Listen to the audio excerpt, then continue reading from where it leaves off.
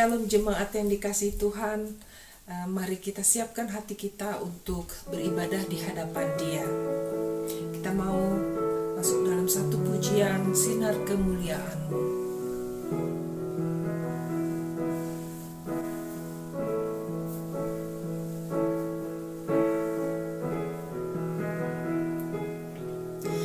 Sinar kemuliaan-Mu Tuhan memenuhi sekelilingku. Ku rasakan hadirat-Mu, Kau tenggelamkan jiwaku. Ku ingin tetap tinggal bersama-Mu.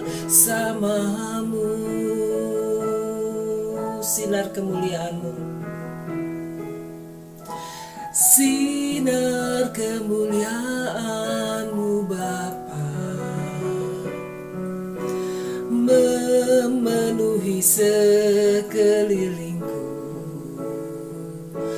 Ku rasakan hadirat-Mu, Kau tenggelamkan jiwaku. Ku ingin tetap tinggal bersama-Mu. Ku ingin tetap di sini.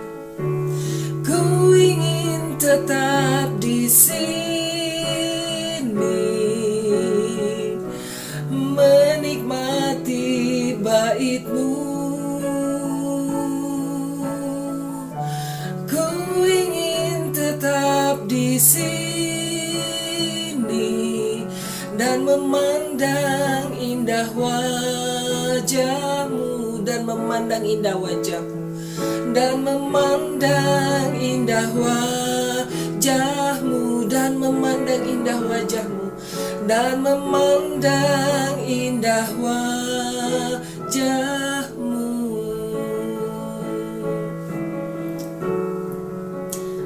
Bapa dalam surga, terima kasih untuk satu minggu yang sudah Tuhan beri bagi kami. Saatnya kami mau datang ke hadirat-Mu Tuhan. Kami mau beribadah di hadapan-Mu Tuhan, dengan hati yang murni, seperti Engkau juga murni bagi kami Tuhan. Kami mau serahkan ibadah kami ini Tuhan, dari awal, pertengahan, dan akhir, hanya di dalam nama Tuhan Yesus Kristus Juru Selamat kami. Kiranya Engkau disenangkan oleh ibadah kami ini. Terpujilah Engkau Tuhan Yesus. Amin. Mari jemaat Tuhan, kita bawa angkut satu pujian yang terbaik buat Dia, bahwa Tuhan juga gunung batuku. Bahwa Tuhan juga gunung batuku, bahwa Tuhan juga kota bentengku, bahwa Tuhan juga penolongku, yaitu Allahku dan gunung batuku.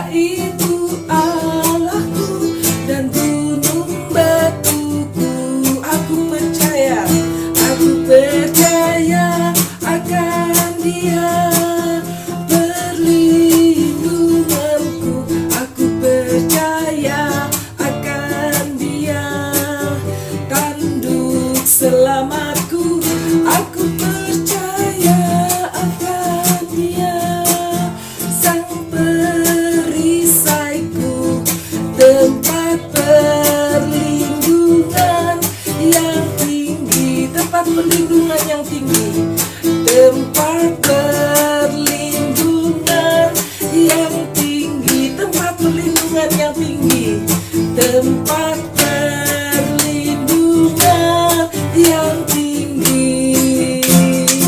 Mari kita tepuk tangan buat Tuhan. Puji nama Tuhan. Mari jemaat yang dikasihi Tuhan, kita mau masuk dalam penyembahan.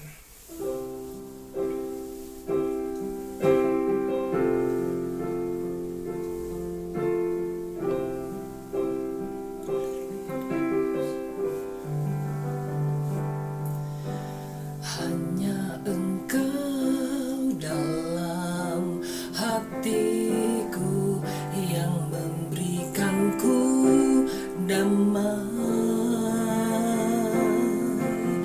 Tiada kasih yang ada di dunia seperti kasih yang Kau berikan. Maka jiwaku pun memuji, aman di bait-Mu. Satu asa di dalam hidupku, bersama-Mu sepanjang masa. Yang ku puja hanya diri-Mu, satu yang selalu setia, menopang dan menjagaku senantiasa. Biar hidupku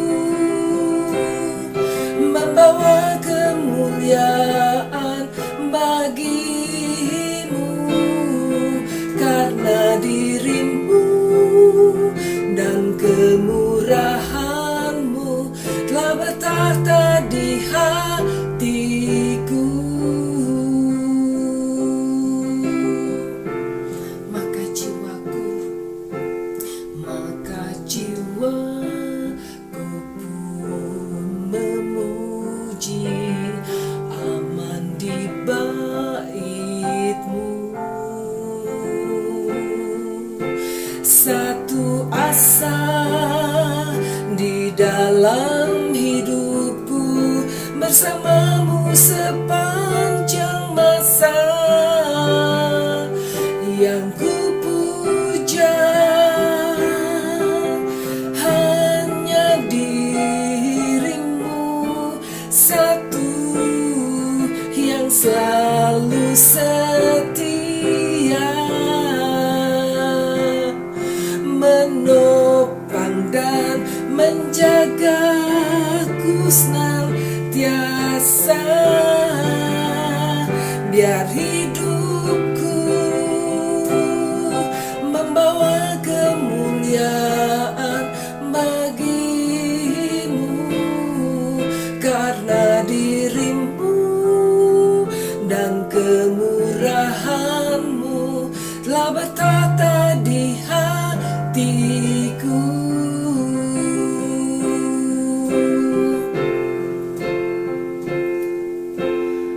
Segala pujian syukur bagi-Mu, Kau hadir dalam hidupku.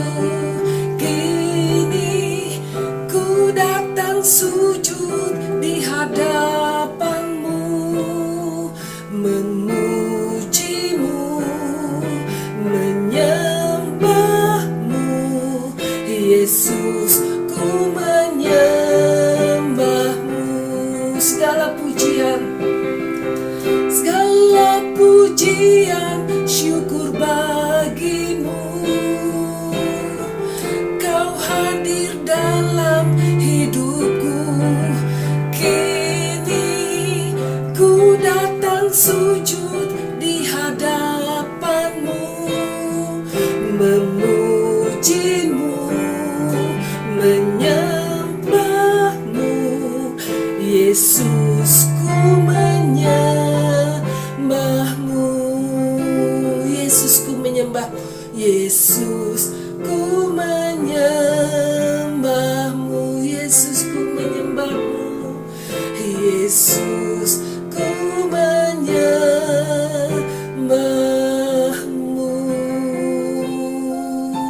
Yesusku, kami sembah Engkau, ya Allahku. Kami memuji-Mu. Haleluya. Oh Raja kami, Mesias kami. Haleluya. Haleluya. Kami memuji-Mu. Haleluya Yesus.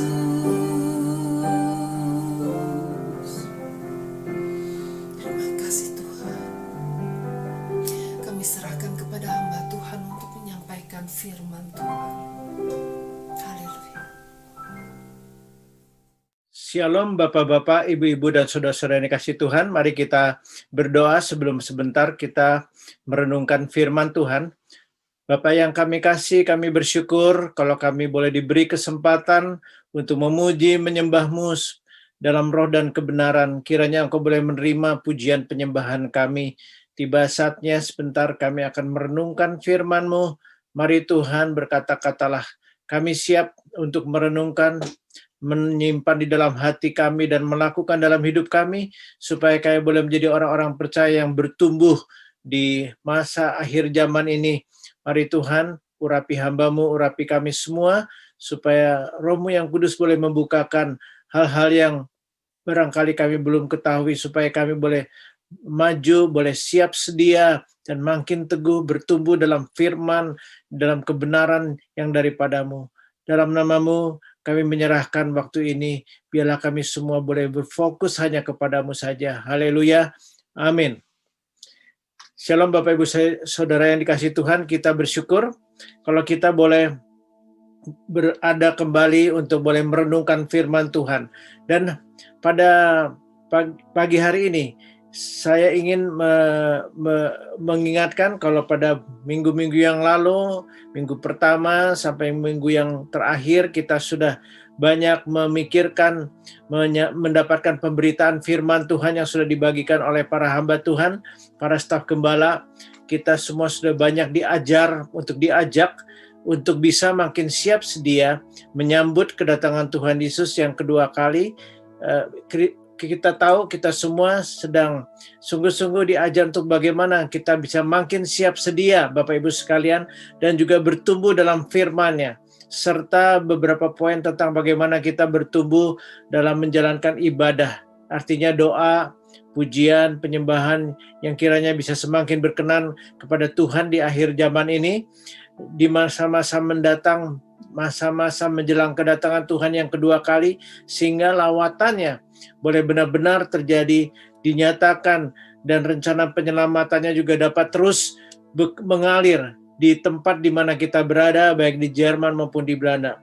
Nah Bapak Ibu sekalian, pada pagi hari ini saya ingin menyampaikan tema, yaitu gaya hidup murid Kristus. Gaya hidup murid Kristus yang diambil dari Kisah Rasul 16, ayat 25-26. Jadi, saya akan membacakan bagian ini, Kisah Para Rasul 16 ayat 25-26. Tetapi kira-kira tengah malam Paulus dan Silas berdoa dan menyanyikan puji-pujian kepada Allah, dan orang-orang hukuman lain mendengarkan mereka. Ayat 26, akan tetapi terjadilah gempa bumi yang hebat sehingga sendi-sendi penjara itu goyah, dan seketika itu juga terbukalah semua pintu dan terlepaslah belenggu mereka semua. Bapak Ibu sekalian, ini adalah satu bagian di mana kita melihat di tengah panggilan misi yang dijalankan oleh Paulus dan Silas, dan kita lihat juga mereka berada di tengah keadaan yang sulit, mereka di penjara, karena mereka ini mengingatkan kepada kita mungkin juga dalam keadaan yang sedang, dalam keadaan yang tidak mudah di masa pandemi ini, kita dalam menghadapi suatu keadaan yang sulit, situasi yang sukar, dan ada juga orang-orang yang menghadapi krisis dan sebagainya. Mari kita merenungkan bagian ini. Kalau kita melihat sebenarnya tema ini dalam bagian-bagian yang kita akan renungkan, pentingnya doa dan pujian kepada Tuhan. Nah, Bapak Ibu sekalian, gaya hidup murid Kristus adalah, kalau kita melihat apa yang disebut gaya hidup murid Kristus, artinya setiap hari selalu siap sedia di segala situasi dan keadaan. Untuk apa? Jadi 4P ya. 4P itu adalah pelaku firman. Pelaku firman termasuk setiap hari kita merenungkan firman, setiap kita ikut juga memperdalam firman. Kalau di GMI melalui Kompak, kita juga memberitakan, berkata-kata tentang firman Tuhan dalam kehidupan sehari-hari, dalam keluarga, di tempat kita kerja, juga di komunitas sel di mana kita berkumpul, melayani PI pribadi juga di akhir zaman ini juga dengan firman-Nya dan lain-lain. Kita perlu memperlakukan firman. Kedua apa? Kedua adalah kita juga boleh menjadi pendoa. Ketiga menjadi pemuji. Keempat juga menjadi penyembah. Ini adalah bagian yang sangat penting. Itu sama dengan ibadah. Itu semua disebut sebagai ibadah yang sejati dari murid Kristus. Ini yang kita akan merenungkan. Hari ini saya ingin membawa kepada Bapak Ibu Saudara sekalian tentang tema tentang doa sebenarnya. Namun kita perhatikan Bapak Ibu sekalian, di dalam Daniel pasal 6 ayat 1 sampai 29, itu adalah kisah Daniel, juga dalam Kisah Rasul 16 ayat 19 sampai 40, di mana tadi kita sudah baca ayat 25 sampai 26, Paulus dan Silas. Ini adalah contoh dari gaya hidup murid Tuhan di tengah panggilan misi dan keadaan sulit yang mereka alami.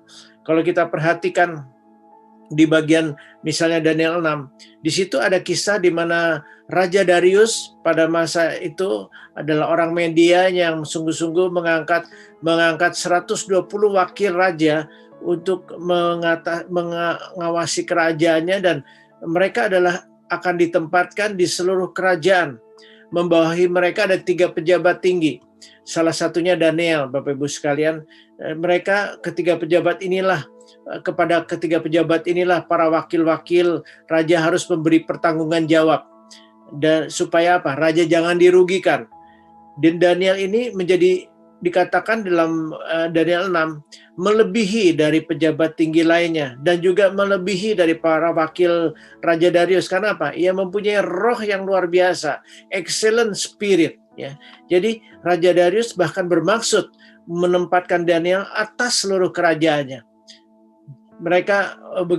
Danielnya begitu luar biasa, sehingga namun kalau kita baca dalam Daniel 6, para teman-temannya ini, pejabat tinggi juga para wakil raja ini tidak suka, iri hati terhadap Daniel, sehingga mereka membuat trik yang tidak benar, trik yang untuk supaya bisa mencari alasan mendakwa Daniel dalam hal pemerintahannya. Namun kalau kita perhatikan di bagian-bagian itu, di bagian-bagian ayat-ayat dalam Daniel 6 itu, mereka tidak mendapat alasan apapun atau suatu kesalahan ya. Sebab apa? Daniel itu bersih, dia setia, dan tidak didapati suatu kelalaian atau suatu kesalahan apapun, kecuali dalam satu hal saja. Kalau kita baca di dalam ayat ke-6 dalam Daniel 6 dikatakan dalam hal ibadahnya ya. Dalam hal ibadah mereka membuat taktik yang licik, dan seolah-olah teman-temannya ini mau mengagungkan Raja Darius dengan meminta supaya raja mengeluarkan apa? Surat larangan, surat ketetapan, surat yang mengatakan barang siapa dalam 30 hari menyampaikan permohonan kepada salah satu dewa atau manusia di luar Raja Darius, maka ia akan dilemparkan kemana? Ke dalam gua singa. Ya. Dan Raja Darius membuat surat perintah itu tanpa disadari bahwa sebenarnya semua itu dimaksud untuk apa?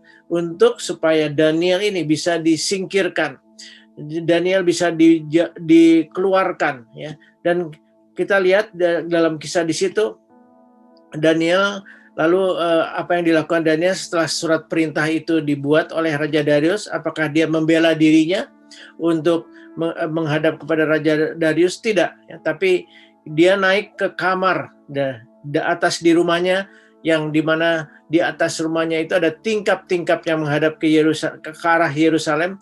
Dikatakan 3 kali sehari Daniel berlutut berdoa serta memuji Allah seperti yang biasa dilakukannya. Jadi selalu dia melakukannya di saat dia sibuk atau tidak sibuk, di saat ada masalah atau tidak. Tapi dia selalu melakukan dengan setia. Ya. Dan inilah gaya hidup sebenarnya dari Daniel yang selalu berdoa dan memuji Tuhan, Bapak Ibu sekalian, sekalipun di masa yang sulit dia hadapi yang menyangkut tentang kehidupannya, dan apa hasilnya? Mujizat besar terjadi. Singa-singa yang lapar ini tidak mengampak-ampakkan Daniel karena apa? Karena Allah telah mengutus malaikat-malaikatnya untuk mengatupkan mulut-mulut singa ini, Bapak Ibu sekalian. Karena apa? Ternyata Daniel itu memang tidak bersalah di hadapan Tuhan, juga tidak bersalah di hadapan Raja Darius. Itu tertulis dalam ayat ke-22. Nah, Raja Darius membuat perintah. Lalu orang-orang yang telah menuduh Daniel itu dia ambil dan dilemparkan ke gua singa. Dan dikatakan baik mereka maupun anak-anak dan istri-istri mereka, sebelum mereka sampai ke dasar gua sudah diterkam oleh singa-singa. Bahkan sampai tulang-tulang mereka diremukan. Itu tertulis dalam ayat ke-25. Jadi kita bersyukur, kita melihat akhirnya Raja Darius mengeluarkan perintah bahwa di seluruh kerajaan yang dikuasainya, Bapak Ibu sekalian, orang harus takut dan gentar kepada Allahnya di Daniel. Sebab apa? Sebab dialah Allah yang hidup, ya, yang kekal untuk selama-lamanya. Pemerintahannya tidak akan binasa dan kekuasaannya tidak akan berakhir. Dia melepaskan dan menolong dan mengadakan tanda dan mujizat di langit dan di bumi. Dia yang telah melepaskan Daniel dari cengkeraman singa-singa. Itu dapat kita baca dalam ayat 27 dan 28. Jadi dan Daniel mempunyai kedudukan yang tinggi pada zaman pemerintahan Darius dan bahkan pada zaman pemerintahan Kores orang Persia. Kalau kita baca dalam ayat 29. Jadi kita lihat Bapak Ibu sekalian, kehidupan Daniel bisa dicontoh bagi murid-murid Kristus yang terpanggil juga melayani di pemerintahan atau di politik. Karena dulu saya sudah sampaikan, diingat di akhir zaman ini ada 7 gunung yang dimana orang Kristen atau murid Kristus bisa dipakai jadi berkat bagi transformasi bangsa dan negara. 7 gunung itu apa saja? Di bidang politik pemerintahan, di bidang agama, di bidang pendidikan, di bidang media, di bidang seni dan hiburan, dan juga di bidang bisnis. Nah Bapak sekalian, inilah yang dibutuhkan di zaman sekarang ini. Kalau kita memikirkan masa depan Indonesia, masa depan Jerman, Belanda, dan bahkan banyak bangsa menghadapi persoalan dengan di 7 gunung ini, 7 bidang ini. Karena itu apa yang dilakukan Daniel itu bisa menjadi contoh buat kita. Dia bersih dan dia boleh melakukan dengan luar biasa sehingga Tuhan mengangkat dia. Namun hari ini saya hanya hendak menyampaikan apa yang tertulis dalam Kisah Rasul 16 ayat 19 sampai 40 ini, yaitu ketika Paulus dan Silas ditangkap dan dijebloskan ke dalam penjara. Bukan karena mereka melanggar hukum atau memberontak kepada pemerintah sebenarnya, tapi karena ada pelayanan misi yang berhasil dilakukan oleh Rasul Paulus dan Silas di kota Filipi. Dan di bagian perikop ini kita membaca bagaimana Paulus dan Silas masuk dalam penjara, Bapak Ibu sekalian. Jadi kalau kita melihat, kita perhatikan, Paulus awalnya menerima satu penglihatan atau vision untuk datang ke Makedonia. Kita bisa itu artinya panggilan misi ke Eropa. Kita bisa baca di ayat 9 dan 10. Dikatakan sebagai berikut dalam Kisah Rasul 16 ayat 9 dan 10. Pada malam harinya tampaklah oleh Paulus suatu penglihatan, ada seorang Makedonia berdiri di situ dan berseru kepadanya, katanya, menyeberanglah kemari dan tolonglah kami. Ayat 10, setelah Paulus melihat penglihatan itu, segeralah kami mencari kesempatan untuk berangkat ke Makedonia, karena dari penglihatan itu kami menarik kesimpulan bahwa Allah telah memanggil kami untuk memberitakan Injil kepada orang-orang di sana. Nah ini Bapak Ibu sekalian, jadi setelah diutus oleh jemaat, Rasul Paulus mencoba untuk apa? Rasul Paulus mencoba memberitakan Injil ke Asia dan ke daerah lain yang belum terjangkau oleh Injil.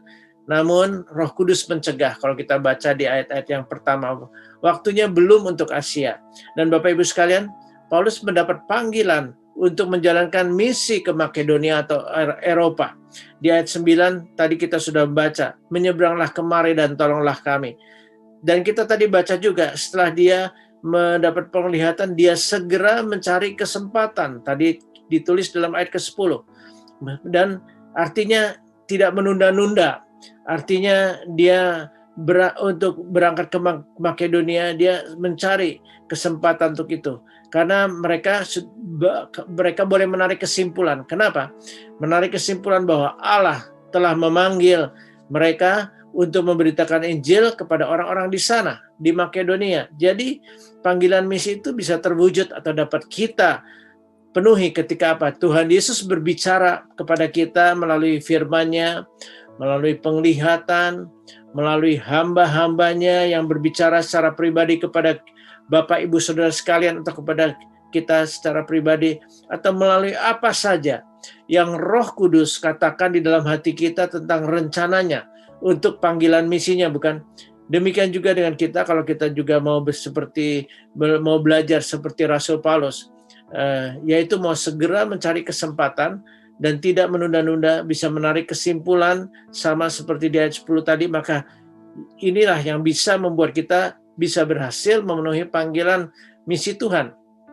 Ini juga yang jadi pengalaman kami ketika dahulu kami datang sebagai utusan misi ke negara Jerman, Bapak Ibu sekalian, pada permulaan bulan April tahun 2021 bulannya akan datang, kami akan genap 32 tahun berada di Jerman untuk memenuhi panggilan misi dari Tuhan. Lewat hal-hal yang Tuhan tunjukkan kepada kami di masa lalu, kami juga mencontoh panggilan dari Rasul Paulus ini, Bapak Ibu sekalian. Ya, di sana di bagian ini tadi kita sudah baca bagaimana Rasul Paulus menyeberang ke Eropa. Kami juga waktu itu segera mengambil kesempatan tanpa menunda-nunda waktu, karena kami juga bisa, saya dan Ibu Siska atau istri saya, menarik kesimpulan bahwa Tuhan memanggil kami ke Jerman. Walaupun harus menunggu visa cukup lama, namun akhirnya kami diterima oleh Badan Misi Weg Internasional untuk datang ke Jerman. Dan puji Tuhan, 30 tahun sudah kami berada di negara ini. Kami masih warga negara Indonesia, tapi oleh kasih karunia-Nya kami masih dipercayakan Tuhan sampai hari ini untuk mengembalakan jemaat-Nya. Nah, Bapak Ibu sekalian, kita melihat perjalanan Rasul Paulus ketika dia sampai di kota pertama di Eropa, ya, di bagian Makedonia, ayat 12 tadi, yaitu kota Filipi. Suatu kota perantauan orang Roma. Mungkin ini sama seperti dahulu kita ketika kita datang studi atau bekerja ke negara Jerman ini atau ke negara Belanda, pasti ada kota pertama yang kita tuju sebelum kita menetap di sebuah kota. Nah, sama kita lihat Rasul Paulus dan teman sekerjanya juga begitu waktu itu. Ya, di Kisah Rasul 16 ayat 13 sampai 18, mereka tidak langsung melayani orang-orang Romawi waktu itu, tapi mereka mencari bagian kunci atau kota kunci, dan tempat pertama yang jadi pembuka jalan bagi pelayanan misi mereka adalah apa? Kota Filipi, Bapak Ibu sekalian. Kota yang ramai dan sibuk pada waktu itu. Dan kalau kita baca dalam ayat 13, ketika mereka berjalan meninjau kota itu, mereka menemukan tempat sembahyang orang Yahudi, ya, tempat doa orang Yahudi seperti yang sudah mereka duga ada di situ. Dari situlah Bapak Ibu sekalian, Paulus dan rekan-rekan sekerjanya bisa memulai misi pertamanya di Eropa atau di Makedonia. Nah, ini juga yang saya dan istri dulu lakukan sesuai dengan firman-Nya, Bapak Ibu sekalian. Ketika pertama kali kami masuk ke Jerman, kami tahu berdasarkan pengalaman saya sebelumnya, ketika mendapat kesempatan untuk belajar di Jerman pada tahun 1978 sampai 1983, bahwa di Jerman ada begitu banyak orang Indonesia yang tersebar di beberapa kota waktu itu. Ya, dan di tahun 78 sampai 1978 sampai 1979 saya tinggal di Berlin Barat, karena waktu itu Jerman Barat masih terpisah, Jerman Barat dan Jerman Timur. Ya, kemudian pindah ke kota Karlsruhe, dan sebelum akhirnya masuk ke kota Stuttgart, tempat saya waktu itu mengambil studi di Universitas Stuttgart. Jadi kalau Rasul Paulus dahulu terpanggil datang ke Makedonia karena penglihatan, tapi kami datang dahulu karena saya khususnya sudah pernah melihat keadaan di Jerman ini, ya, di mana tadi saya katakan begitu banyak orang-orang Indonesia yang datang ke Jerman, dan di antara mereka banyak yang belum dimenangkan. Ya. Persekutuan orang-orang Kristen Indonesia sudah ada di beberapa kota di Jerman, tapi tidak ada gereja Indonesia di Jerman, Bapak Ibu sekalian. Sementara orang-orang Kristen asal Indonesia di Jerman pada waktu itu sedikit sekali yang tertanam di gereja-gereja lokal di Jerman. Ya. Kebanyakan mereka hanya ikut berkumpul untuk bisa bertemu dengan teman-teman setanah air sambil mengadakan apa? Sambil mengadakan persekutuan. Nah, kunci pertama yang kami masuki adalah kota Frankfurt. Dan sampai 32 tahun ini kami masih ada di kota ini, Bapak Ibu sekalian. Mengapa di Frankfurt? Karena kota Frankfurt adalah kota pintu gerbang. Ya. Ada International Airport di Frankfurt.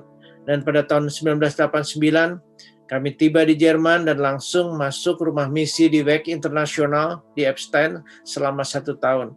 GMI di kota Frankfurt baru berdiri tahun 1993. Setelah 4 tahun kami menabur secara rohani dan beberapa tahun selanjutnya baru lahirlah GMI di kota-kota lainnya yang ada baik di Jerman maupun yang ada di Belanda. Puji Tuhan, kalau Tuhan baik sampai hari ini masih memelihara jemaatnya, walau kita pun tidak sepi dari berbagai macam tantangan dalam dunia penginjilan yang ada di negara yang bebas seperti Eropa ini, Bapak Ibu sekalian, di mana begitu banyak orang di negara ini, termasuk orang-orang Indonesia yang ada di Jerman dan di Eropa ini atau di Belanda yang berkehendak bebas untuk menentukan tujuan hidupnya. Kalau kita kembali kepada Rasul Paulus dalam Kisah Rasul 16, tuaian pertama yang dia dan teman-temannya bisa jangkau untuk kemudian bisa dimenangkan untuk kemuliaan Tuhan. Kita melihat pertobatan Lydia. Dia adalah seorang businesswoman, ya. Jadi pada waktu itu di kota Filipi yang sedang berada di tempat doa orang Yahudi. Dia adalah seorang penjual kain ungu dari kota Tiatira yang juga beribadah kepada Allah. Dia membuka hatinya sehingga mendengar apa yang dikatakan oleh Rasul Paulus, Bapak Ibu sekalian.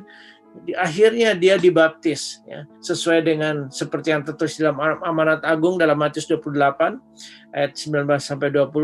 Dia bersama-sama dengan seisi rumahnya, ya, orang-orang seisi rumahnya itu bukan hanya keluarganya saja, tapi dia juga punya pegawai-pegawai. Nah, inilah cikal bakal sebenarnya dari jemaat di Filipi, Bapak Ibu sekalian, yang didirikan Tuhan melalui Rasul Paulus.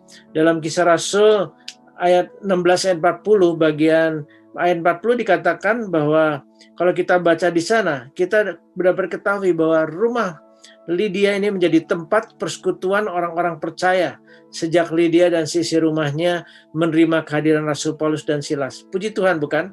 Nah, persoalannya mengapa Rasul Paulus dan Silas masuk ke dalam penjara selama pelayanan di kota Filipi. Bukan hanya Lydia dan sisi rumahnya yang diselamatkan, namun dia berhasil melayani seorang hamba perempuan yang dengan roh tenungnya itu mendatangkan keuntungan, kekayaan yang besar bukan buat dia, bagi tuan-tuannya.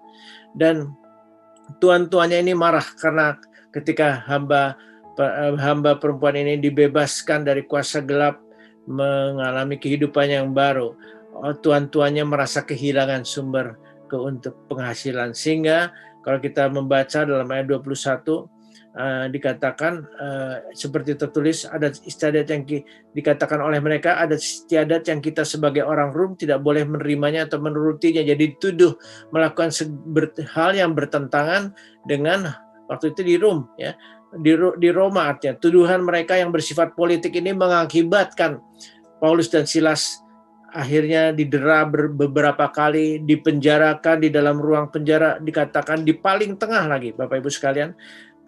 Kaki mereka juga dibelenggu. Di paling tengah ini artinya di bagian yang paling buruk, paling gak enak, paling bau barangkali. Ini merupakan tantangan di mana ada keberhasilan misi, di situ ada juga reaksi. Ini sesuai dengan pepatah yang mengatakan di mana ada aksi misi yang positif, di sana hampir selalu ada reaksi yang negatif. Ini mirip dengan keadaan di Indonesia atau di negara-negara di mana banyak orang yang masih dibutakan karena misalnya banyak orang yang dahulunya dapat kekayaan karena korupsi, ya, sekarang tidak bisa. Bapak, itu bisa terjadi di mana-mana.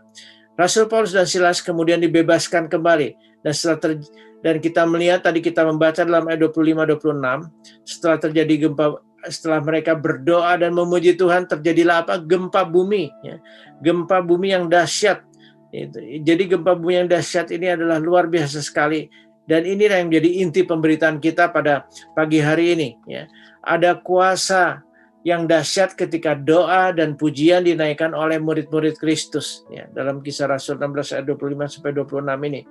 Gempa bumi yang terjadi pada waktu itu bukan karena bencana alam seperti yang barangkali terjadi di Indonesia pada akhir-akhir ini atau di beberapa tempat, tetapi gempa bumi yang dahsyat yang diberikan oleh Tuhan sebagai hasil doa dan pujian yang didengar dan dijawab Tuhan dengan kuasanya. Ini menjadi kekuatan bagi kita juga tentunya di masa ini, bukan Bapak Ibu sekalian. Bahkan lebih jauh dari itu, Tuhan juga sedang mencari penyembah-penyembah benar yang menyembah Bapa dalam roh dan kebenaran. Ini kita bisa baca di Yohanes 4 ayat 23 dan 24. Dia sedang mencari orang-orang yang menyembah dalam roh dan kebenaran.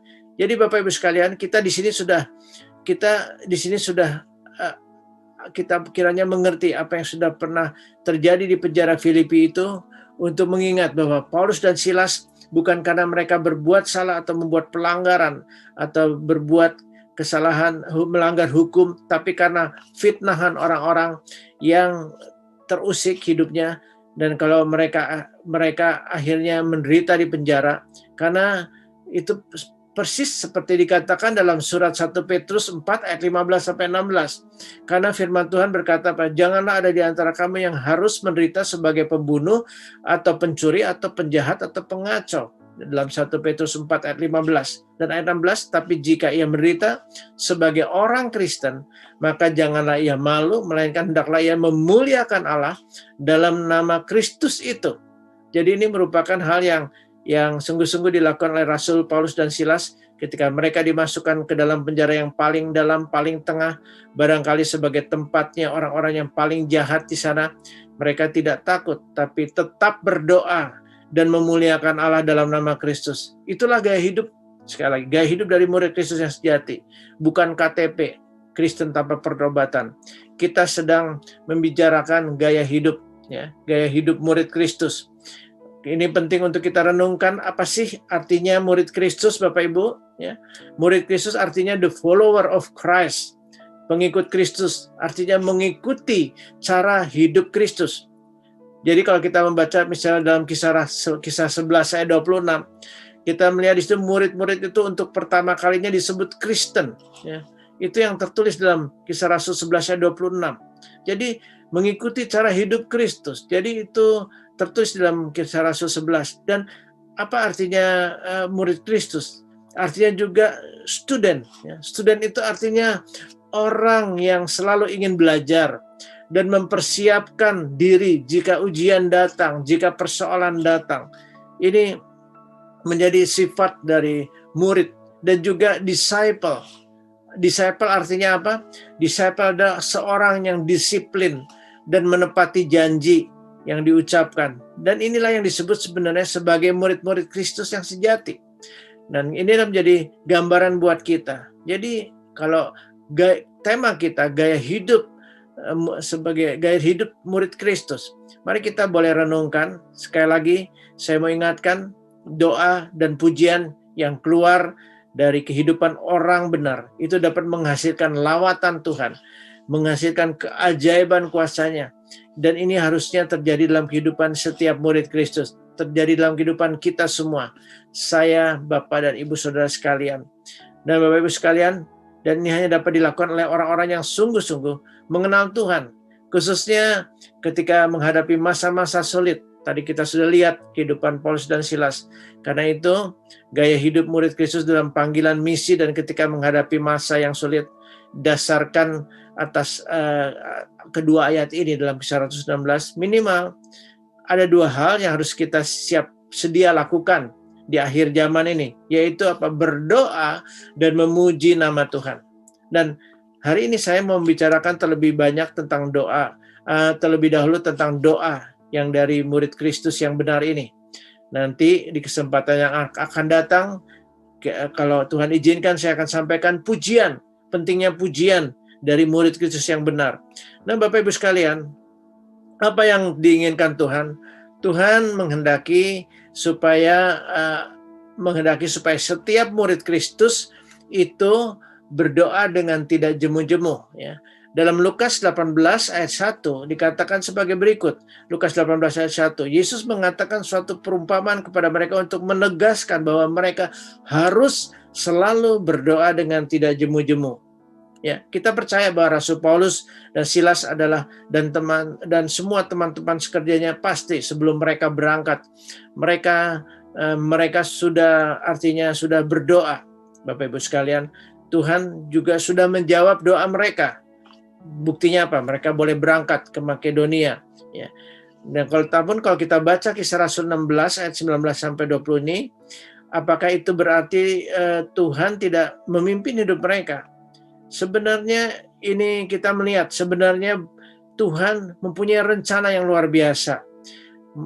Kalau kita membaca, malah apa yang tidak dipikirkan itu mendatangkan hal yang baik dalam perkembangan misinya melalui orang-orang yang terpanggil sesuai dengan rencana Allah, bukan seperti melalui Paulus dan Silas ini. Kenapa? Kalau kita membaca di bagian ini, ada kepala penjara dan seisi rumah tangganya yang dimenangkan untuk Kristus. Ini artinya apa? Ini artinya di balik masalah yang diizinkan selalu ada berkat dan kuasanya dinyatakan, Bapak Ibu sekalian. Satu jiwa saja bertobat, seluruh malaikat di surga itu bersukacita. Apalagi dengan segenap segenap keluarganya. Kita bersyukur, apalagi kita melihat di sini Rasul Paulus dan Silas memberikan gaya hidup yang tidak ditentukan oleh situasi, mau keadaan suka atau tidak suka.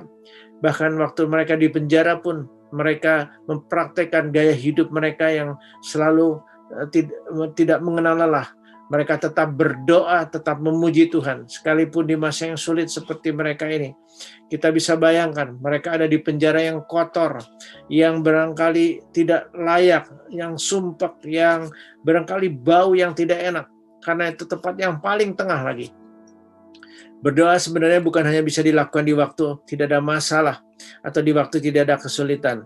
Tapi setiap murid Kristus yang tadi kalau kita mengerti arti murid Kristus sebagai follower of Christ, mengikuti cara hidup Kristus, itu sebagai seorang yang selalu ingin belajar dan mempersiapkan diri menghadapi ujian, atau seorang disciples yang mendisiplin, yang berdisiplin dan menepati janji, harusnya mempunyai gaya hidup yang sungguh-sungguh selalu siap sedia untuk berdoa.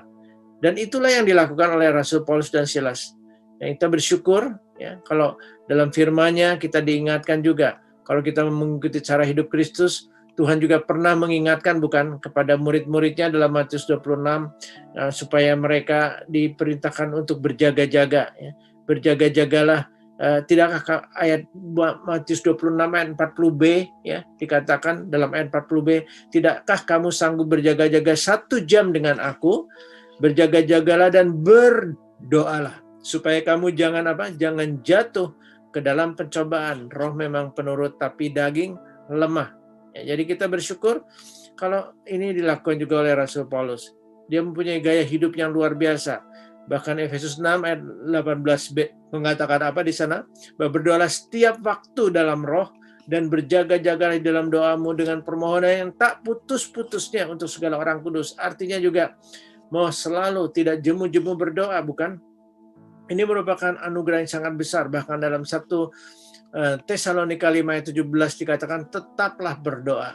Bapak Ibu sekalian, mengapa doa yang tidak jemu-jemu atau tetap berdoa, doa yang tekun, yang tak kunjung padam, yang terus berjaga-jaga ini sangat perlu kita lakukan? Karena kita harus ingat, sebab iblis juga tidak pernah bosan-bosan Bapak Ibu sekalian untuk menggagalkan semua rencana kita dalam Tuhan.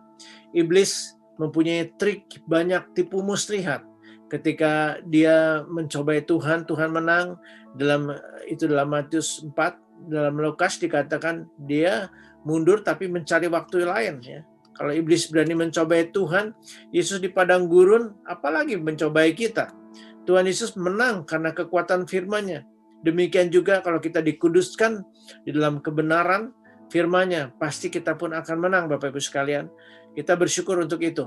Jadi kegagalan kita dapat terjadi kalau kita tidak berdoa, bukan? Yakobus 4 ayat 2 berkata demikian, kamu tidak memperoleh apa-apa karena kamu tidak berdoa.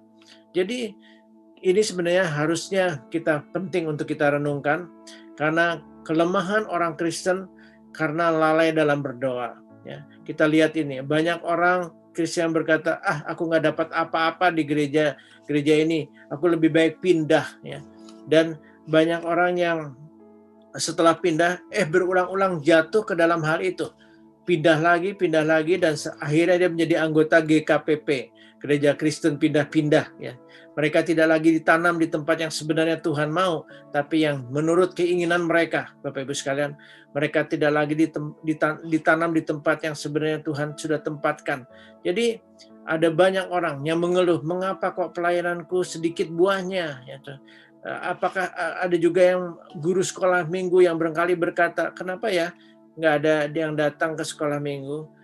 Mereka bisa kritik sana, kritik sini, tapi mereka tidak sadar bahwa banyak mereka yang sebenarnya sedang lalai berdoa. Karena itu Bapak Ibu sekalian, mari kita siap selalu untuk menjadi pendoa. Karena Tuhan sedang membangun rumahnya menjadi rumah doa. Dalam Kisah Rasul 6 ini, kita juga melihat dalam Kisah Rasul 6, kehidupan gereja mula-mula pernah menghadapi persoalan, Bapak Ibu. Ketika tanggungan dari gereja mula-mula bertambah-tambah dan mendesak, ke-12 rasul itu mengumpulkan semua orang-orang percaya, dan kalau kita membaca dalam Kisah Rasul 6 ayat 2 sampai 4, dikatakan kami tidak merasa puas karena kami melalaikan firman Allah untuk melayani meja.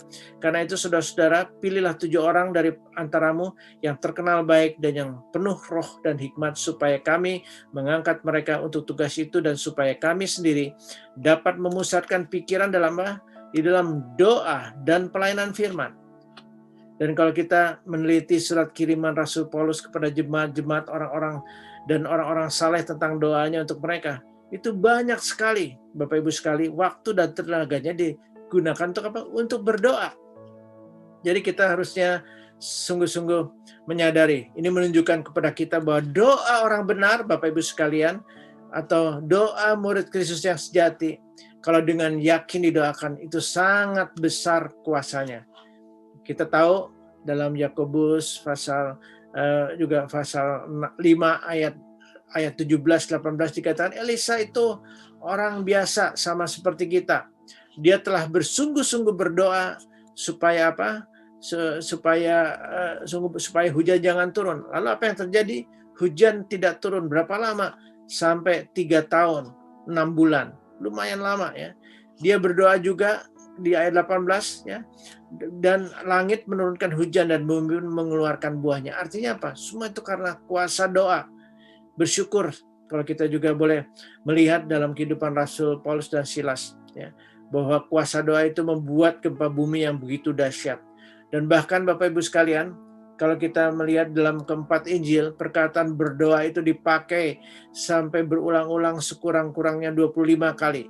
Jadi ini menunjukkan kepada kita bahwa berdoa itu memang memakan banyak waktu dan tenaga. Seorang yang tidak menggunakan banyak waktunya untuk berdoa itu belum bisa disebut sebagai murid Kristus yang sejati. Doa adalah bagian yang terpenting Bapak Ibu sekalian dari kehidupan dan pelayanan Tuhan Yesus. Pekerjaan Tuhan Yesus tidak berhenti oleh kematiannya, tapi sampai hari ini pun dia masih menjadi pendoa syafaat bagi kita. Karena itu kita bersyukur punya Tuhan yang begitu baik supaya kita dijaga dan dilindungi. Berdoa pun harus dalam nama Tuhan Yesus. Itu merupakan cara yang sangat penting karena firman Tuhan dalam Yohanes 16 ayat 24 mengatakan, mintalah sampai sekarang kamu belum meminta sesuatu pun dalam namaku. Mintalah maka kamu akan menerima supaya penuhlah sukacitamu. Jadi kita harus memintanya di dalam nama Tuhan Yesus. Bapak Ibu sekalian, jadi mari kita juga mempunyai keberanian percaya kepada Tuhan bahwa Dia mengabulkan doa kita kalau kita meminta sesuatu kepadanya menurut kehendaknya. Jadi itu tertulis dalam 1 Yohanes 5 ayat 14. Maka karena itu Bapak Ibu sekalian, mari kita melihat doa itu sebenarnya membuat kita sadar bahwa Tuhan kita itu jauh lebih besar dibandingkan dengan masalah kita. Jadi doa itu membuat kita lihat setelah Paulus dan Silas berdoa, itu bisa terjadi gempa Bumi yang begitu dahsyat yang membuat pintu-pintu penjara terbuka, belenggu-belenggu bisa dilepaskan. Karena apa? Itulah doa dari setiap murid yang mau melakukan apa menjadi kehendak Tuhan. Secara sederhana, bagi murid Kristus, pengikut Yesus Kristus, berdoa dengan tidak jebu-jemu adalah cara yang terbaik untuk apa, Bapak Ibu sekalian? Cara terbaik untuk berkomunikasi dengan Tuhan kita. Doa adalah sarana percakapan kita, bukan sewaktu-waktu, tapi tiap hari. Ya, dengan Dia yang menciptakan kita. Pentingnya komunikasi tiap hari ini melalui doa harus kita tekankan. Tadi dikatakan dalam Lukas 18 ayat 1 kan dikatakan harus berdoa dengan tidak jemu-jemu. Jadi adalah penting untuk kita selalu menyadari, Bapak Ibu sekalian, ada sebanyak 250 kali dalam Alkitab dikatakan tentang pentingnya doa. Jadi mengapa berdoa yang tidak jemu-jemu juga ditegaskan oleh Tuhan Yesus dalam Lukas 18 ayat 1 ini? Karena minimal ada 5 alasan, ya. 5 alasan paling sederhana untuk menceritakan, untuk bisa untuk boleh menceritakan kepada kita kesempatan yang kita miliki. Kita mempunyai keuntungan kalau kita berdoa dengan tidak jemu-jemu. Kita sebagai murid Kristus yang sejati harusnya menyadari bahwa karena apa? Karena yang pertama, berdoa dengan tidak jemu-jemu itu memberi kita kesempatan untuk apa? Menceritakan semua aspek pergumulan dalam kehidupan kita kepada Tuhan. Ya, kita bisa melihat di dalam dunia ini begitu masalah. COVID ini juga mendatangkan begitu banyak masalah. Kalau kita lihat dalam kehidupan di dunia ini, Paulus Silas dalam penjara, mereka berdoa menceritakan apa yang mereka alami. Mereka sedang hadapi dan mereka menceritakan kepada Tuhan dalam doanya. Kalau kita membaca di dalam Yeremia 33 ayat 3 dikatakan apa? Berserulah kepadaku maka aku akan menjawab engkau dan akan memberitahukan kepadamu hal-hal yang besar, ya, dan yang tidak terpahami, yakni hal-hal yang tidak kau ketahui. Ya, apakah waktu Paulus Silas berdoa dia meminta gempa bumi? Tidak, bukan. Tetapi inilah yang mereka lakukan. Mereka mempunyai gaya hidup sebagai pendoa. Mereka tidak menggerutu, mereka tidak marah-marah. Mereka bahkan juga tahu dalam Yakobus 4 ayat 8 mengajar apa? Mendekatlah kepada Allah dan Ia akan mendekat kepadamu. Ini yang menjadi kunci juga buat kita. Alasan pertama yang harus kita ketahui sebagai murid Kristus untuk berdoa dengan tidak jemu-jemu adalah karena memberi kesempatan untuk menceritakan semua aspek pergumulan kita kepadanya. Bayangkan kalau kita tidak menggunakan waktu ini untuk menyampaikan apa yang jadi pergumulan kita kepada Tuhan. Yang kedua apa Bapak Ibu sekalian? Yang kedua adalah berdoa dengan tidak jemu-jemu memberi kita juga kesempatan untuk menyampaikan rasa syukur kita atas semua yang disediakan Tuhan. Kita perlu memanjatkan syukur kepada Tuhan atas apa? Atas segala pemberiannya, atas segala perbuatannya untuk kita.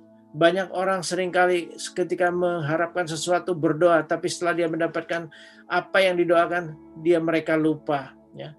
Itu yang seringkali terjadi. Dan saudara Bapak, kalau kita membaca, kita seringkali melihat dalam Kisah Rasul ini juga, kalau Kisah Rasul 16:40 di situ pasti Rasul Paulus dan Silas di hadapan saudara-saudara yang sedang berkumpul di rumah Lydia ini, mereka mengucap syukur kepada Tuhan.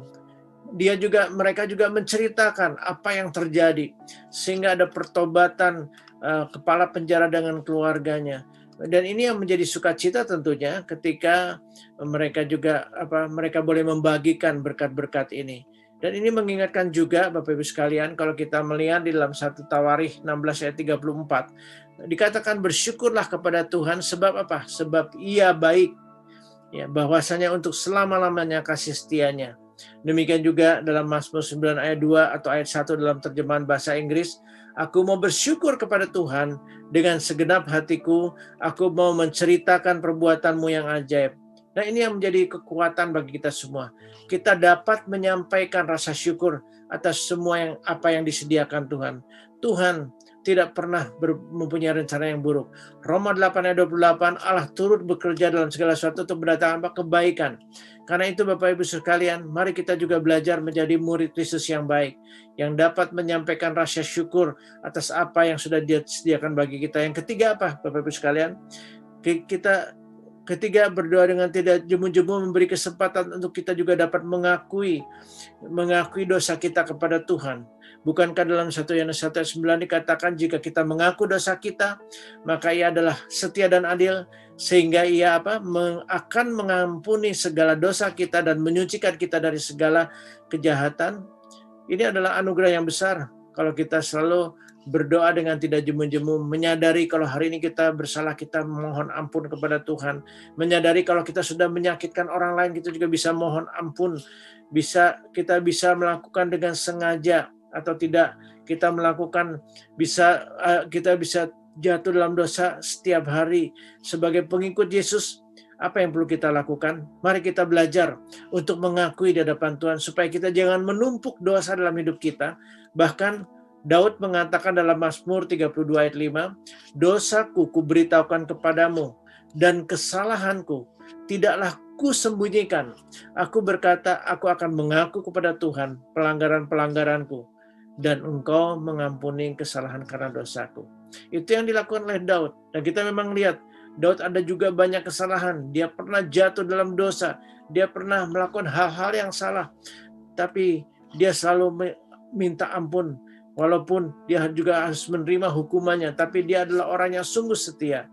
Demikian juga kita harus memberitahu kepada Tuhan apa yang kita lakukan kalau kita bersalah. Bahkan setiap hari, seringkali ada umat Tuhan yang menjalani hidup hari-hari mereka dengan beban dosa yang belum diakui dan yang bahkan yang menghambat hubungan dengan Tuhan. Kita perlu sebenarnya mendukkan diri, Bapak Ibu sekalian, setiap hari kepadanya dan meminta pengampunannya dalam doa. Satu manfaat lain dari doa tanpa jemu-jemu adalah apa? Meminta diberi kekuatan, ya. Untuk apa? Mengakui dosa kita. Tuhan saja yang dapat membantu kita untuk kita berpaling dari dosa, bukan? Dan demi mendapatkan pertolongannya, Dia perlu mendengar seruan pertobatan kita. Ini yang Dia rindukan. Yang keempat apa, Bapak Ibu sekalian? Ini artinya berdoa tanpa jemu-jemu itu bisa menunjukkan tindakan ibadah dan ketaatan kita. Ayat terbaik yang bisa memberitahu kita berdoa tanpa jemu-jemu dapat ditemukan dalam 1 Tesalonika 5 ayat 16 sampai 18. Dikatakan apa? Bersukacitalah senantiasa, ayat 17, tetaplah berdoa, ayat 18, mengucap syukurlah dalam segala hal sebab itulah yang dikehendaki Allah dalam Kristus Yesus bagi kamu. Tuhan menghendaki supaya sebagai murid-muridnya kita mempunyai gaya hidup yang selalu mau bersukacita, mau tetap berdoa kepada Tuhan dan mengucap syukur dalam segala hal. Karena apa? Karena itulah yang memang dikehendaki Tuhan. Bapak Ibu sekalian, tetap berdoa berarti kita berdoa dengan tidak jemu-jemu. Ya. Berdoa merupakan tindakan beribadah karena dengan berdoa padanya kita sedang menunjukkan betapa kita mengasihi Tuhan. Ya. Kita berdoa tanpa jemu-jemu adalah tindakan ketaatan yang menyenangkan Tuhan. Karena ini perintah Tuhan. Dia sudah menunjukkan ketika dia hidup menjadi anak manusia. Biarlah kita juga menjadi orang-orang yang bisa mengikuti kita juga melakukannya dengan penuh kesetiaan. Dan yang terakhir Bapak Ibu sekalian, kita tahu berdoa dengan tidak jemu-jemu kepada Tuhan adalah cara mengakui siapa yang sebenarnya mempunyai kendali atas kehidupan kita. Jadi kita boleh melihat dalam kehidupan Daniel seperti yang tadi saya sampaikan, dan dalam Daniel 4 ayat 17 di sana juga kita melihat ketika Nebukadnezar meninggikan diri dan direndahkan. Ada dalam Daniel 4 ayat 17 dikatakan titah ini adalah menurut putusan para penjaga dan hal ini menurut perkataan orang-orang kudus. Artinya doa-doa orang kudus supaya orang-orang yang hidup tahu bahwa yang Maha Tinggi berkuasa atas kerajaan manusia dan memberikannya kepada siapa yang dikehendakinya, bahkan orang yang paling kecil sekalipun dapat diangkatnya untuk kedudukan itu. Puji Tuhan, bukan? Demikian juga dalam Daniel 6 ayat 27 sampai 28. Kita melihat di situ bagian di mana Raja Darius menyebut bahwa harus takut kepada Allahnya Daniel. Ya. Itu dia sebutkan di semua kerajaannya. Itu merupakan anugerah yang sangat luar biasa kalau kita boleh membaca di bagian-bagian itu. Juga di 1 Tawarikh 29 ayat 11 ya, ada kata-kata mengatakan, ya Tuhan, punyamulah kebesaran dan kejayaan, kehormatan, kemasyhuran dan keagungan. Ya segala-galanya yang ada di langit dan di bumi. Ya Tuhan, punyamulah kerajaan, dan Engkau yang tertinggi itu melebihi segala-galanya sebagai kepala. Jadi Bapak Ibu sekalian, Tuhan itu Raja kita, Raja Agung kita. Sesuai itu, Dia mengendalikan setiap aspek kehidupan kita. Tiap hari kita perlu apa untuk mengakui keutamaannya dalam kehidupan kita secara rendah hati. Dan mari dengan hormat dan layak, melalui doa kita mengakui siapa yang mempunyai kendali atas hidup kita. Kalau kita kurang berdoa, kita artinya kurang mengakui. Orang yang banyak berdoa sebenarnya sulit berdosa, ada S-nya. Tapi orang yang sedikit berdoa itu gampang berdosa. S-nya gampang masuk. Antara DOA ada S itu bahaya. Jadi mari Bapak Ibu sekalian, mari kita boleh mengerti bahwa berdoa dengan tidak jemu-jemu adalah sesuatu yang harus kita ingin lakukan setiap hari dan di setiap keadaan. Kita tahu ini dilakukan oleh Paulus dan Silas. Mari kita juga menjadi pendoa-pendoa yang sungguh-sungguh mau melakukan dengan benar di akhir zaman yang penuh tantangan, ada kesulitan, tapi kita mau melakukan kelima hal tadi dan siap dalam menghadapi apa? Tantangan yang tanpa disadari bisa muncul setiap saat tanpa diundang. Karena itu mari kita menjadi pendoa yang luar biasa. Tuhan sedang mencari umat orang-orang yang dikasihnya menjadi orang-orang yang mau membangun rumah doa. Biarlah kita semua juga boleh menjadi rumah doa bagi segala bangsa. Ada amin? Puji Tuhan, mari kita tundukkan kepala, kita menutup dalam doa. Tuhan, terima kasih. Kalau kami boleh merenungkan firman-Mu, berbicaralah Tuhan. Kami siap untuk melakukan, bukan hanya mendengar, tapi juga melakukan firman-Mu. Kami mempunyai gaya hidup sebagai pendoa. Kami tahu Tuhan, seperti Paulus dan Silas, mereka punya gaya hidup, entah di keadaan ada masalah atau tidak masalah, keadaan di luar penjara ataupun dalam penjara, mereka selalu melaksanakannya dengan baik. Doa ini membuat ada gempa yang dahsyat, sehingga pintu-pintu penjara terbuka, belenggu terlepas. Namun yang lebih dahsyat adalah kepala penjara dan sisi rumah tangganya boleh diselamatkan karena lawatan-Mu ini Tuhan. Demikian juga dengan kami. Biarlah kami boleh menjadi pendoa-pendoa di akhir zaman ini, yang rela berdoa dengan tidak jemu-jemu, di dalam keluarga, di dalam jemaat, di dalam setiap keadaan, dalam setiap situasi. Mari Tuhan, jadikanlah kami rumah doa bagi segala bangsa. Jadikanlah kami rumah doa di tempat di mana di Jerman, di Belanda ini seringkali orang lebih mementingkan kesibukan sehari-hari.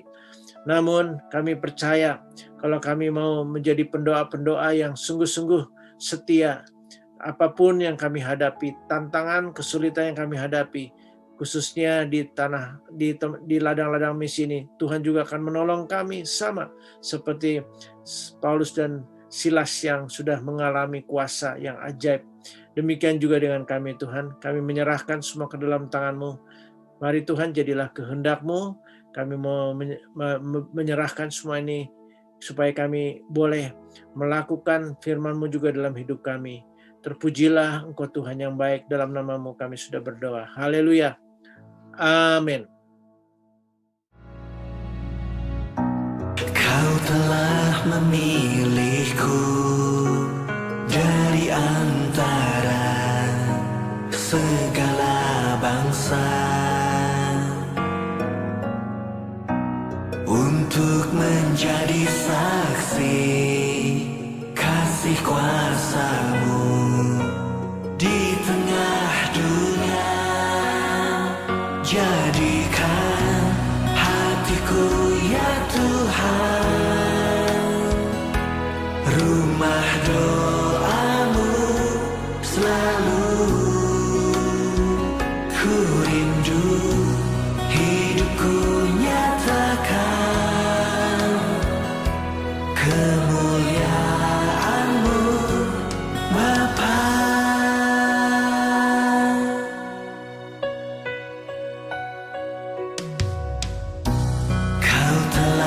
memilihku dari antara segala bangsa untuk menjadi saksi kasih kuasa-Mu di tengah dunia. Jadikan hatiku ya Tuhan rumah doa-Mu selalu. Ku rindu hidupku nyatakan kemuliaan-Mu Bapa.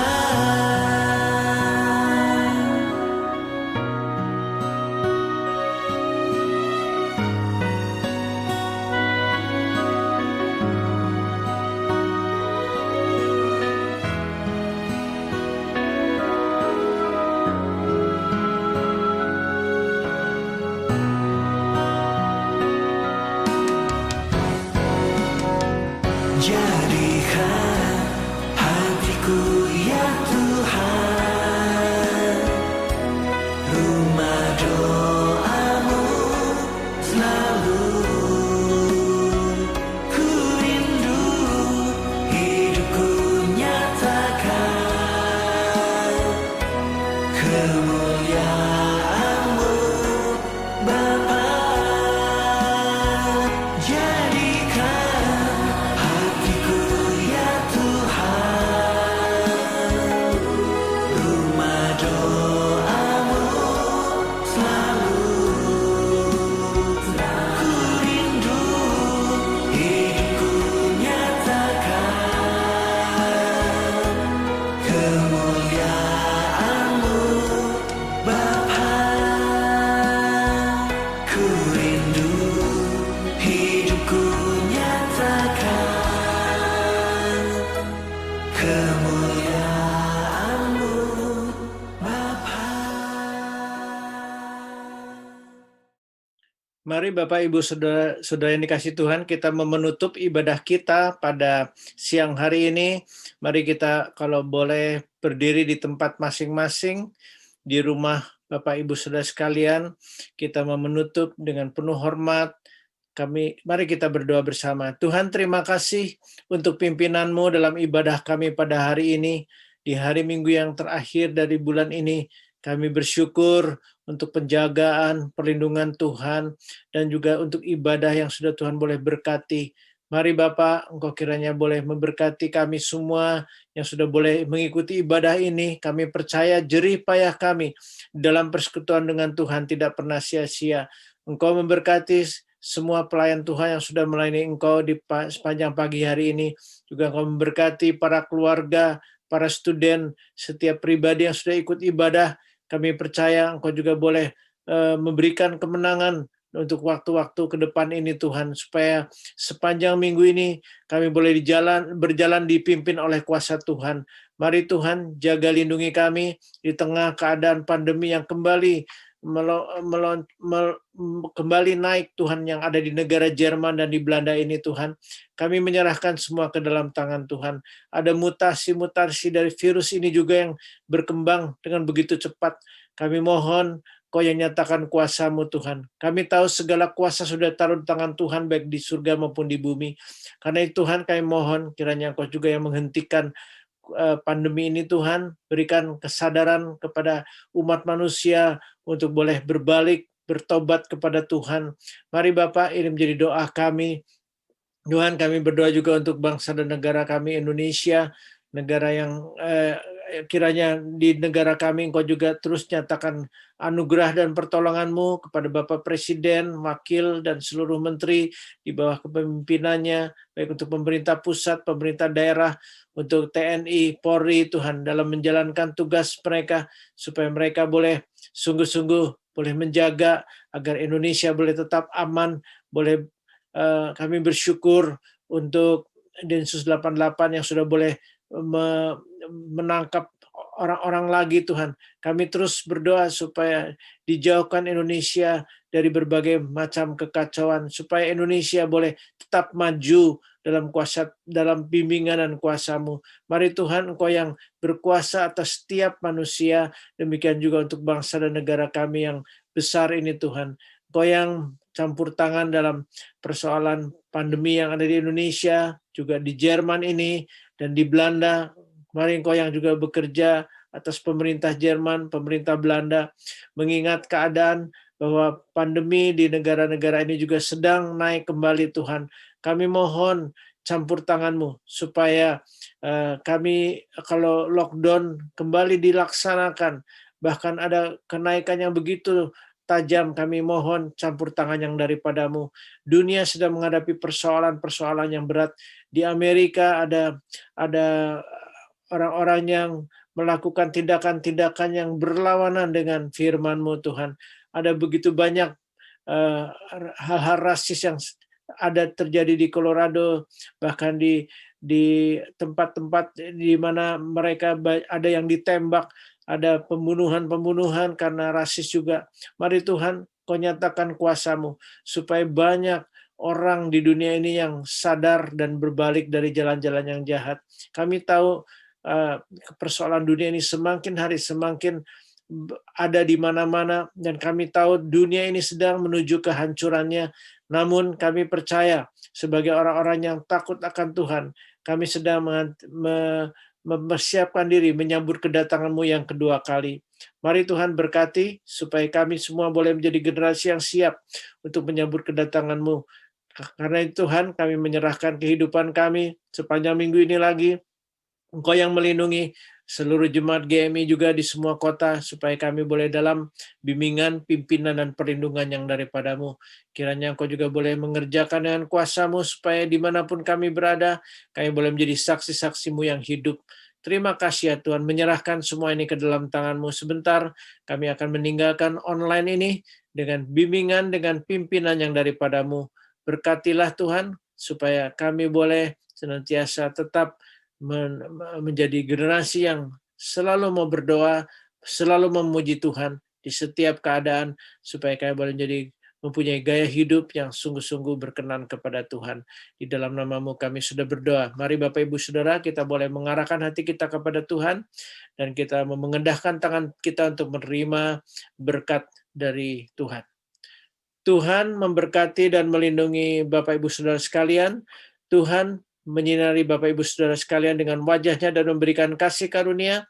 Tuhan menghadapkan wajah-Nya kepada Bapak Ibu Saudara sekalian dan memberikan damai sejahtera. Karena kasih karunialah Bapa, damai sejahtera yang daripada Tuhan Yesus Kristus, persekutuan dalam Roh Kudus, menyertai Bapak Ibu Saudara sekalian mulai dari sajam ini sampai Maranatha, yaitu Tuhan Yesus Kristus datang kembali untuk yang kedua kali. Haleluya. Amin.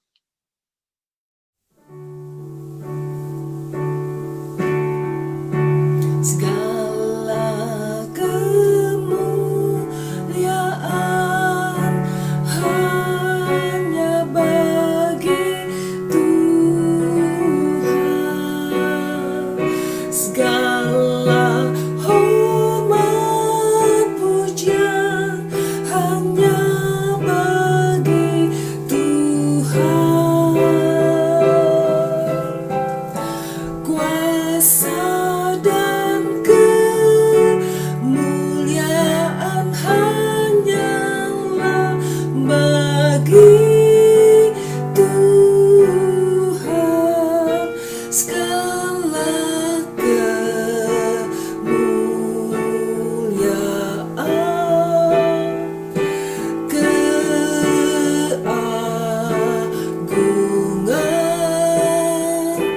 kejayaan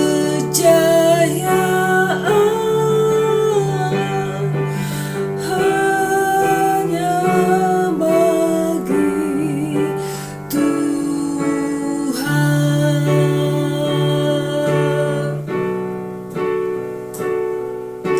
Hanya bagi